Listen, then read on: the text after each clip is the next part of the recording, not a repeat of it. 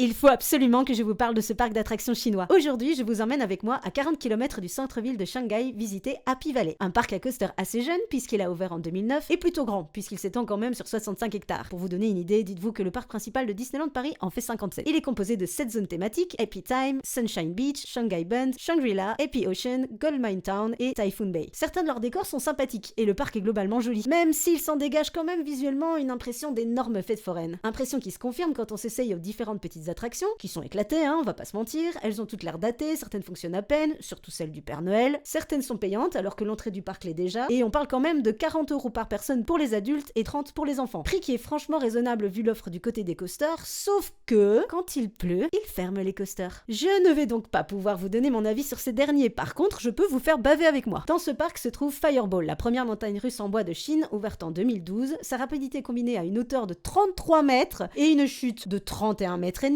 en font juste une étape importante dans le développement des montagnes russes en bois en Chine. Oui, rien que ça, oui, j'ai le seum. Allez, on continue. On retrouve également un dive coaster des constructeurs Bolliger et Mabillard appelé Diving Coaster, parce que la flemme j'imagine, et qui est l'un des premiers dive coasters de Chine, célèbre pour sa chute verticale de 65 mètres. 65 comme le nombre d'hectares du parc pour ceux qui suivent. Megalight, une montagne russe en acier de chez Intamin, avec ses accélérations de vitesse et ses nombreux airtimes, sans mentionner les coasters familiaux. Le parc propose en tout plus de 100 attractions, certaines très originales. Ils ont quand même 2 maisons hantées, sans acteurs malheureusement, un monde de glace, un mini-musée instagrammable, le pire labyrinthe de ma vie, un bar à chat et un mini-zoo, qui fait bien mal au cœur quand on a un tant soit peu d'empathie pour les animaux. Il propose également des spectacles qui vont de la danse en costume traditionnel au DJ set, on a même vu une idol. Bref, malgré la pluie et les fermetures, on a passé une super journée, les temps d'attente étaient très bas et c'est apparemment le cas toute l'année. Je vous conseillerais d'y passer un jour sans pluie, pour profiter pleinement des coasters, car c'est ce qui en fait un parc incontournable pour les fans, si vous passez dans la région. Allez, la prochaine fois, je vous emmène à Disneyland.